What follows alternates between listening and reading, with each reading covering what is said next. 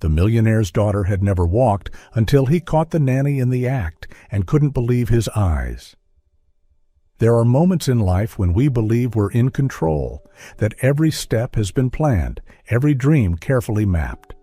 But fate, like an unseen storyteller, waits patiently in the wings, then twists the plot without warning, tearing apart our blueprints and forcing us to rewrite everything from scratch. For Elena Carter, life had once been a carefully drawn map, but the most important chapter, the one with meaning, had vanished, leaving behind a cold, aching emptiness. At 25, Elena had been a top nursing student at a Brooklyn community college. A bright-eyed girl with gentle hands, she dreamed of working in a hospital, caring for patients recovering from trauma. But life doesn't ask what we want. When her father passed away from a sudden stroke, everything collapsed. Medical debt piled up, her mother sank into depression, and her 17-year-old brother still needed school and support. She folded away her dreams of white coats and stethoscopes and took on whatever job she could find to keep a roof over their heads. She waited tables, cleaned houses, scrubbed floors, and then, like a sliver of unexpected light, a kind neighbor referred her to a wealthy family looking for a nanny for a 4-year-old girl. "She's not like most kids," the neighbor whispered. "She doesn't talk, doesn't walk, lost her mom in an accident a year ago. You interested?" Elena hesitated. Being a nanny wasn't what she wanted, but rent was due. Her mother needed medicine. Her brother needed books. She didn't have a choice. That morning, New York wore a gray face, clouds thick as a morning veil. Elena took the one train uptown to the Upper West Side, hugging a worn canvas bag filled with a homemade lunch, her resume, and a handful of scattered hopes. As she stepped out of the subway, she entered a different universe. Pristine sidewalks, towering steel and glass buildings, luxury cars neatly lined up, boutiques where a coat cost more than her entire month's rent. Elena felt out of place, as if she'd stepped into someone else's dream, but she kept her head high and walked on, her heart pounding. Meanwhile, Ethan Blake, 33 years old, was living inside a bubble of privilege and pain. His penthouse on the Upper West Side, built of glass and steel and overlooking Central Park, was a perfect reflection of his meticulously curated life. As the CEO of a successful architecture firm, he was known for his talent and his arrogance. Wealth and power had turned him into a cold, skeptical man who no longer cared about others. But in his perfect world, there was one blind spot: Sophie, his 4-year-old daughter. Ever since the accident that took his wife's life, Sophie had fallen into a strange, silent state. She didn't speak, didn't walk, didn't respond. Despite being seen by the best specialists in New York and beyond, no physical cause was found. "It's psychological trauma," they said. "She needs time." But as time passed, the pain only grew deeper for both Ethan and Sophie. The death of Anna had taken the best part of him. Once a man who knew how to smile and care, Ethan had become a machine, a man addicted to control. In less than a year, he had fired 3 nannies. The last one, a child psychologist, was let go simply for suggesting he spend more time with his daughter. "I work so she can have the best," he shouted. "Don't bring that emotional nonsense into my house." He refused to accept the truth, that the problem wasn't Sophie. It was him. Only one person saw it clearly: Grace Blake, his mother, a strong, kind woman with a heart full of quiet wisdom. Heartbroken at seeing her son slowly wither in loneliness, she took matters into her own hands. On the recommendation of her manicurist, she contacted a young nursing student named Elena Carter, who had recently started taking nanny jobs due to financial struggles. One brief interview, one look into Elena's sad, spirited eyes, was enough to move her deeply. That morning, Ethan was reading a project report when the intercom buzzed. His mother's voice rang out gently. "She's here, Ethan. Her name is Elena. Be kind to her." He switched off the intercom without replying, his jaw tightening. Another nanny. Another failure waiting to happen. The private elevator door slid open. Grace stepped in with her usual warm smile, and beside her stood Elena, looking like a fragile butterfly about to be crushed. "Ethan, this is Elena. Elena, my son." The first glance was electric, and not in a good way. He looked at her from head to toe with quiet disdain. She, though timid, held a quiet strength that unsettled him. Her eyes were like a deep well, filled with sorrow, exhaustion, and a flicker of hope he couldn't comprehend. Her presence, simple, honest, felt like a slap to his perfectly polished world.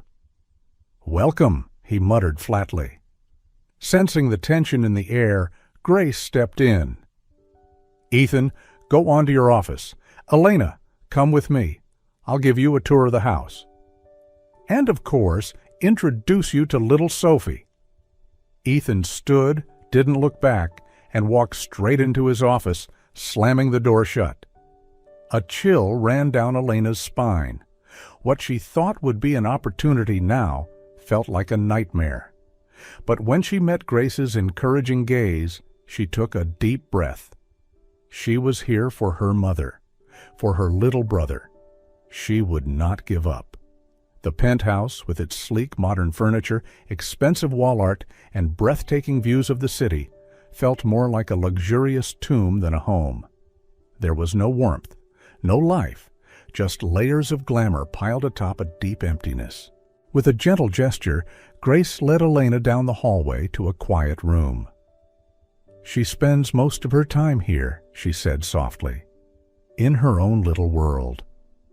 The room looked like a child's dream, high-tech toys, giant stuffed animals, and a princess-style bed. But at the center of it all sat a small girl with dark hair and sad eyes, curled up in the corner, clutching a worn-out plush rabbit. So tiny, so heartbreakingly alone.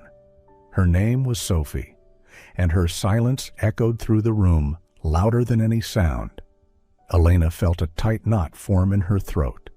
That child was a mirror, a living, breathing reflection of her own pain, though born from different wounds. Sophie was trapped in a golden cage.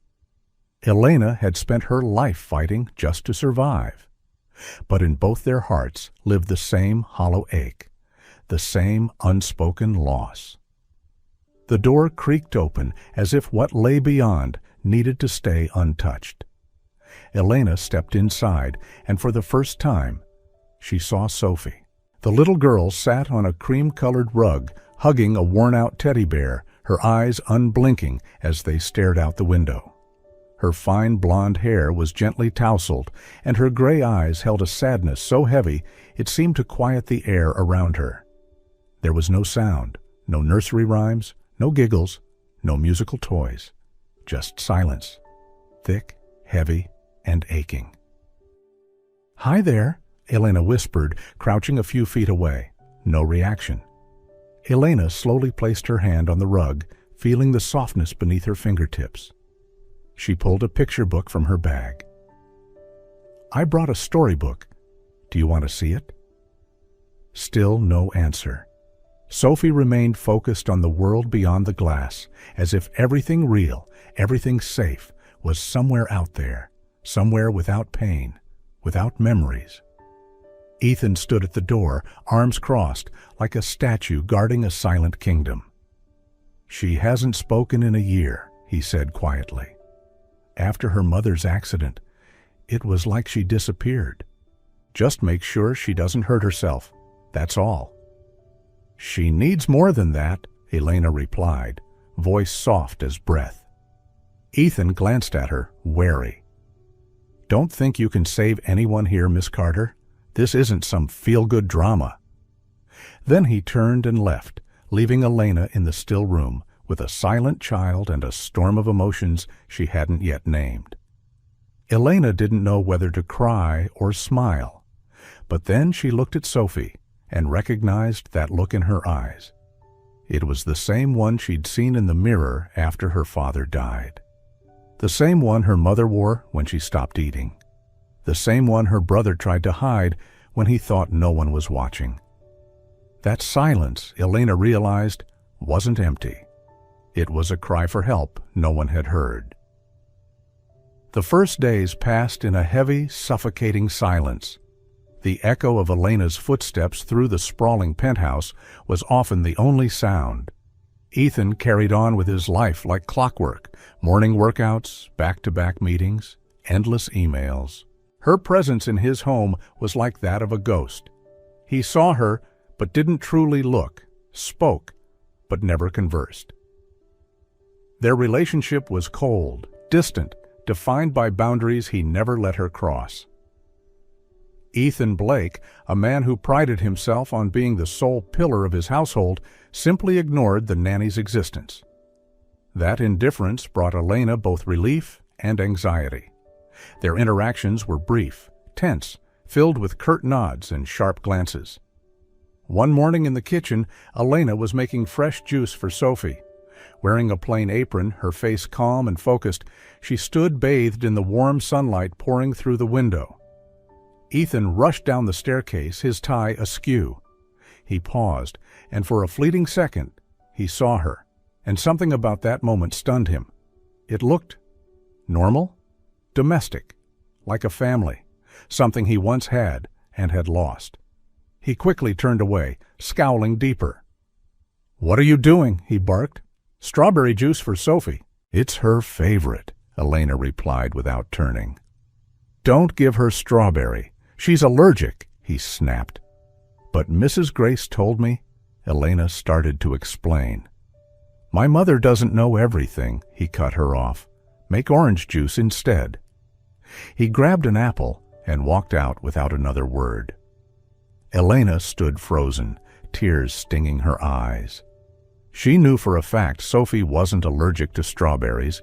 It was something Anna, Sophie's late mother, had once confirmed in passing to Grace. Ethan wasn't protecting his daughter. He was lashing out at the only person he could still control. Still, she made the orange juice, but the bitterness of humiliation stayed with her all day. And yet, slowly, Elena began building a quiet bridge to Sophie. The little girl who once sat silently in the corner now started to watch her with curious eyes. Elena never forced her. She was simply there, singing gentle lullabies, reading stories with silly voices, and most of all, touching her. Her touch, soft, maternal, became the only language Sophie would accept. Then, one rainy day, the skies over New York were gray, and rain drummed steadily on the penthouse windows. But Elena refused to let the weather decide the mood. After lunch, she sat on the floor as usual, laying out a thin mat in the middle of the room. She placed a few stuffed animals on it, one she carried in the old bag she always brought with her. "We're having a little concert today," she whispered, her voice as gentle as the rain. Sophie sat as always, holding her teddy bear, eyes fixed on the window. But Elena didn't mind. She picked up a tiny hand puppet, and her voice shifted, cheerful, playful. "Hello, I'm Mr. Dinosaur. Anyone in my way will be achoo."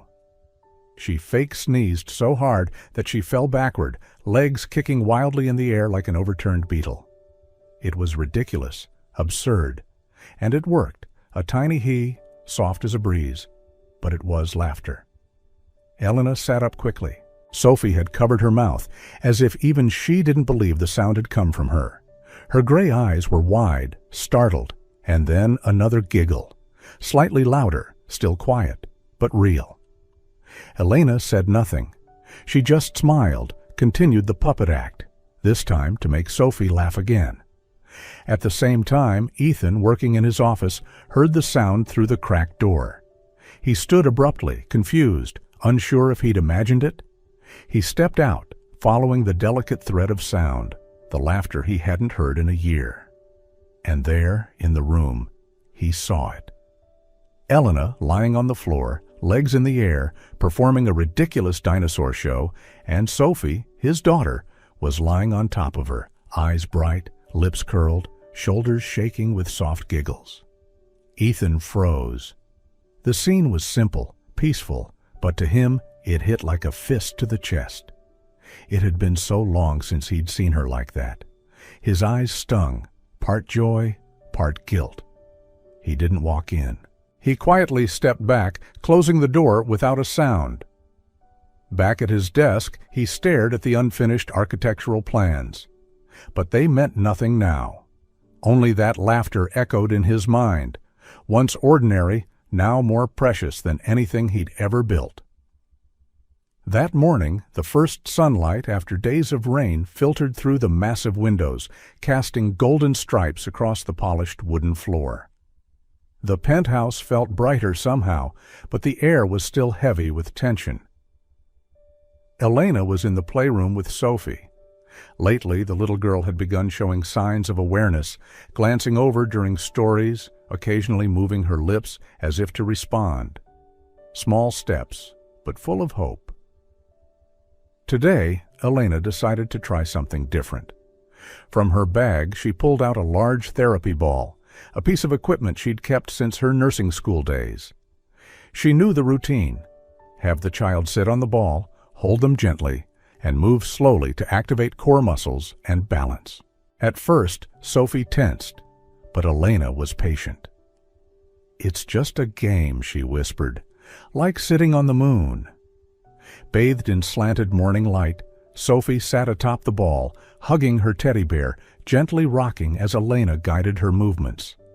Tiny legs began to engage, her back straightened ever so slightly. And then the door slammed open. Ethan stood in the doorway, eyes wide, face flushed with anger. He saw his daughter on the large therapy ball, clutching her bear, while Elena steadied her from behind. "What the hell are you doing?" he roared, voice booming with fury. Elena froze. Sophie immediately recoiled, clutching her teddy tighter. The ball came to a stop. The room turned to stone. "This is a basic therapy technique," Elena said, trying to keep her voice calm. "I learned it in school. It helps Sophie." "You're a nanny, not a physical therapist?" Ethan snapped, storming into the room. "I've hired the best specialists already. You think you can do what they couldn't?" Elena took a step back. Shame flushed through her face. She took a deep breath. "I'm not trying to replace anyone. I'm just trying to help. She needs to move. She's making progress." "No one asked you to do that," Ethan said coldly. "Don't risk my daughter like this again." He stepped forward, lifting Sophie off the ball. The little girl trembled, clinging to his shoulders, burying her face into his neck. Elena watched, her chest tightening painfully. Ethan left the room without another word. Suddenly, the space felt hollow, as if all the air had been sucked out. Elena stood still, hands resting on the soft ball, once a symbol of hope, now the reason for a storm. A single tear fell, then another. She wasn't crying because she'd been yelled at. She cried because a door had just slammed shut, just when it had started to open. Ethan carried his daughter upstairs, gently placed her in her crib, and hummed a lullaby. One Anna used to sing, but his heart was in turmoil. The image of Elena, strong, steady, and full of hope, unsettled him. Not because she had hope, but because he no longer did. He felt like a failure, a powerless father. Anna's death hadn't just taken his wife, it had taken his belief in dreams, his sense of direction. And now Elena, with her quiet strength and relentless will, was like a mirror reflecting every flaw he tried to bury. He sat beside Sophie's bed, watching her sleep. Her little face, long lashes, soft pink cheeks, reminded him that life, even when it hurts, can still hold beauty. He stood, grabbed his phone, and called his assistant. "Cancel everything this afternoon," he said. He needed space, to think, to fix what he had broken. He made his way downstairs. In the kitchen, Elena stood at the sink, washing dishes, her back to him. Her shoulders were slightly hunched, and her eyes, though she tried to hide it, were red from tears. He approached slowly, awkwardly, ashamed. "Elena," he said, his voice rough. She jumped slightly, wiping her eyes in a rush as she turned. I'm sorry, he murmured, barely above a whisper. I didn't mean to speak to you like that. It's just, I'm scared. Those simple, raw words washed over her like a balm.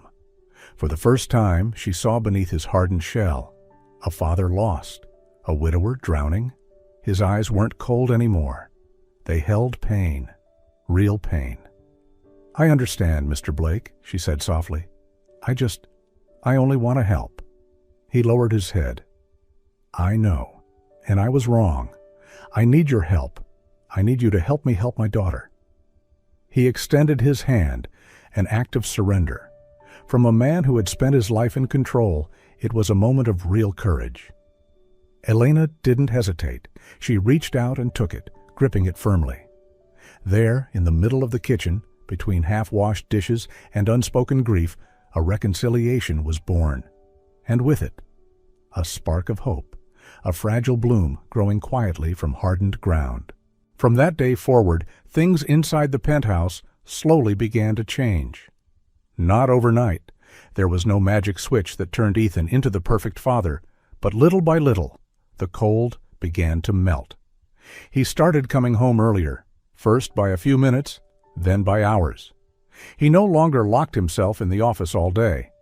Instead, he would step into the playroom, quietly watch Elena read, occasionally smile when Sophie pressed her lips together to hold in a laugh. One evening, as Elena was building a castle out of blocks with Sophie, he sat down beside them, awkwardly picking up a wooden piece. "Where does this one go?" he asked gently. Elena blinked in surprise but kept her face neutral. She pointed. "There, on the left. That's the castle tower." Ethan tried to fit the piece. Wrong, second try. Still wrong. Third try. The block slipped and knocked over half the castle. He stared, wide-eyed, at Elena, then at Sophie. And then his daughter laughed, clear and real. For the first time, Ethan laughed too. From then on, he started asking Elena more questions. How was Sophie today? What food did she like most? Do you like to draw, Elena? His questions were clumsy, but sincere. Elena responded, sometimes briefly, sometimes with stories about her mother, her brother, about late nights in their tiny Brooklyn apartment, where survival meant sharing everything. One evening, while the three of them sat at the table, no more Ethan eating alone in his office, he asked quietly, "Is your family doing okay?" Elena looked up. A simple question, but coming from Ethan, it felt enormous. She nodded. "They're getting there. My mom is stronger now. My brother's about to graduate high school." Ethan watched her, his gaze far off. "You're strong. I've never met anyone like you." Elena smiled, just a little. But inside, something warmed, not from the compliment, but from the way he said it, not as a boss, but as a man learning how to connect. After dinner, as part of their new routine, they tucked Sophie into bed together. Elena read the story. Ethan sat at the edge of the bed, occasionally chiming in with silly lines that made Sophie giggle. When Sophie fell asleep, they didn't rush out. They stayed, in silence. But it wasn't uncomfortable. Elena looked around the room, once a silent castle, now filled with light, laughter, and hope. She turned to Ethan. "You know," she said softly, "she's not just learning how to walk again. She's learning how to live again." Ethan nodded, eyes moist. "So am I." That weekend, a heavy storm rolled in. The skies over New York turned nearly black, and rain pounded the city in waves. Thunder roared in the distance. Lightning flickered across the windows, as if nature itself was echoing the pain still lingering in the Blake household. The three of them sat in the dimly lit living room, huddled together. The scent of wet earth, the steady rhythm of rain, and the distant growl of thunder created an atmosphere that was both melancholic and strangely intimate. Sophie, trembling with fear, buried herself in Elena's arms. Ethan, noticing his daughter's distress, sat down beside them. He reached out and gently took Elena's hand, a small gesture of comfort. And for the first time, he began to speak of Anna, his late wife. "She was the most incredible woman I've ever known," he said, his voice breaking. "She was full of life. She had dreams. She was the light of my world." Elena said nothing. She just listened, her eyes misted with emotion. She understood. He needed to say these words. He needed to release himself from the weight of grief and guilt that had been silently crushing him for so long. Ethan spoke of the accident, of the guilt, of the nightmare of losing the woman he loved. "I used to be arrogant," he admitted. "I thought money could fix everything. But then I lost her, and I nearly lost my daughter too. I became someone else. Elena, a monster, a man I didn't even recognize." Elena leaned forward and wrapped her arms around him. A simple hug, but sincere. The kind of embrace only someone who truly understands pain could offer. "You're not a monster, Ethan," she whispered. "You're a father who got lost, but you're trying to find your way back, and that's what matters." Ethan clung to her. And then the tears came. The tears he had held back for far too long. They fell quietly, like the rain soaking into the roof above them. The storm passed, and with it the pain began to ease, just a little.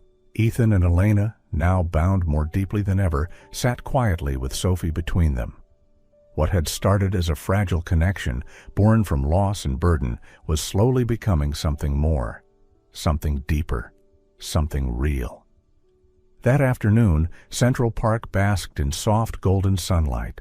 The leaves had begun to change color, rustling in the breeze like whispers of old stories. Elena and Ethan sat on a bench while Sophie lay on a thin blanket, playing with her usual teddy bear, her eyes following the kites dancing in the distance. Ethan sighed, eyes fixed on his daughter. "My little girl," he murmured. "She's like a broken piece slowly coming back together." Elena was quiet for a moment, then gently asked, "Have you ever thought about seeing a different kind of specialist for Sophie? A new approach?" Ethan turned to her, brows slightly furrowed. "We've seen the best in New York, tried everything. Nothing changed." "But what if it's not her body that's stuck?" Elena said softly. "What if it's her heart, her spirit? I read about a pediatric therapist in Seattle. He combines physical therapy with music, animals, emotions. He's had real results with kids frozen by trauma." Ethan looked at her, his eyes full of hope, but also fear. "What if we fail again?" "But what if we don't?" Elena said, taking his hand. "What if this gives Sophie the chance to run, to jump, to live the childhood she deserves?" He squeezed her hand gently. There was something about the conviction in Elena's voice that made him feel a spark of light inside his chest. "We'll go," Ethan said after a pause. "Seattle, right?" Elena nodded. And so, a week later, the three of them boarded a plane headed west, not with certainty, but with a fragile yet fierce hope. In Seattle, on a misty morning, they arrived at a small clinic tucked beneath towering pine trees. Dr. Jonathan Rivera greeted them with a gentle smile and a warm handshake. After the initial conversation, he knelt down to Sophie's level, extended his hand, not forcing, just waiting.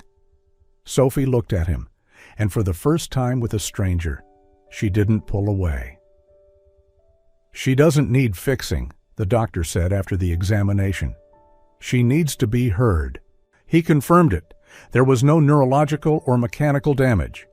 Everything was a defense response from deep trauma, a fear so intense it froze her body into stillness. Elena teared up. Ethan said nothing, but nodded. "We can work with this," Dr. Rivera said.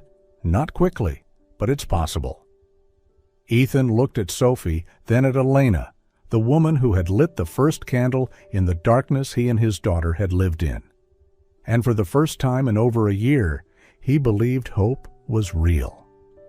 Seattle woke in mist each morning, but for them every day carried light.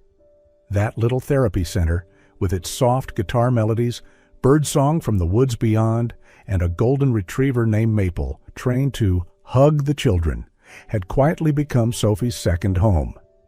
In the mornings, Ethan brewed coffee while Elena tied Sophie's hair into 2 tiny braids. They didn't say much, but the glances they exchanged spoke of something sacred growing between them. Sophie didn't speak, but she'd begun to hum softly, following the rhythm of therapy songs. She didn't walk, but she crawled, sat up by herself, reached out for toys on her own. Every tiny motion made Elena blink back tears, and Ethan couldn't hide the silly, proud grin always plastered across his face. One sunny day, Dr. Rivera invited them to a nearby park for Sophie's first outdoor therapy session. Elena laid out a blanket. Ethan set up a small tent. Sophie sat between them on the grass, hugging her teddy bear, eyes glimmering beneath the afternoon sun. "Let's try something new," Elena whispered, gently holding Sophie's small hands. Sophie looked at her, not afraid, just waiting. Elena lifted her carefully. Sophie's legs trembled, her back curved slightly, but she stood, really stood, on her own 2 feet, in a moment as delicate as sunset light. And then, a step, unsteady, tiny, timeless, enough to freeze the air around them, to make the whole world go quiet. Elena gasped. Ethan froze. Sophie looked at them both, then smiled. Another step. Then she tumbled into Elena's arms, bursting into a giggle, the kind of sound that had once vanished into grief. Ethan couldn't hold back his tears. He dropped to his knees and wrapped both of them in his arms. Elena cried too, not because Sophie had walked, but because the little girl had chosen to walk toward them. In that embrace, among the green grass, the warm sun, and the scent of earth, they were no longer 3 broken people. They were a family. They returned to New York on a gentle autumn afternoon. The penthouse no longer felt cold or distant. What once resembled a mausoleum of memories had come back to life. On the table were Sophie's messy drawings. On the floor, plush toys scattered like witnesses of a child finally living. Elena stepped into the kitchen, now always scented with toasted bread and filled with the soft hum of the morning radio. Ethan knelt by the window, planting herbs, something he once considered a waste of time. Sophie, her legs still wobbly but stronger with each day, ran in zigzags across the living room, calling out, "Elena!" Not loudly but clearly. Every day felt like a miracle. One afternoon, the 3 of them sat on the balcony, sharing a bench, gazing at the sunset. No one spoke, only Sophie's soft humming, an old therapy tune, and the quiet rhythm of hearts beating in peace. "You did what no one else could," Ethan whispered, eyes fixed on the horizon. "You saved her. You saved me." Elena smiled, saying nothing. She didn't need the words. She'd felt them in every soft touch, every glance, every wobbly step. The next day, Ethan took them to a special place, a small house in the suburbs with a white porch and a garden full of lavender. "I bought it," Ethan said, "because I want Sophie to have a real childhood, and because I want you to have a real home." Elena stood still. Sophie ran through the garden yelling, "Bear! Bear!" as if calling her beloved stuffed toy. "And I was wondering—" Ethan hesitated, then pulled a small velvet box from his pocket. Simple, elegant. "I'm not asking out of obligation. I'm asking for a chance. Will you marry me, Elena Carter, be the mother of my daughter and the rest of my life's love?" Elena didn't answer right away. She walked to Sophie, knelt, and wrapped her arms around the giggling child chasing butterflies. Then she turned, tears in her eyes, but a smile on her lips. "I've been all of those things for a while now, Ethan Blake." She took his hand and nodded. And so, among the lavender blooms and the laughter of a once silent child, a promise was made, not a perfect one, but the kind made by people who had been broken, yet never gave up on hope. Life moves in circles. Pain, hope, love, healing. They follow one another like seasons. And their family, Ethan, Elena, and Sophie, stands as proof that fate can be cruel. But nothing is stronger than a heart that dares to hope and refuses to surrender. Their love story was a ballad, one that didn't begin with passion, but with brokenness. It didn't continue with roses, but with tears. And it didn't end with happily ever after, but with a quiet choice to love each other every day, in the ordinary moments, in the smallest of things. Because hope, in its purest form, is the only thing that can truly heal all wounds.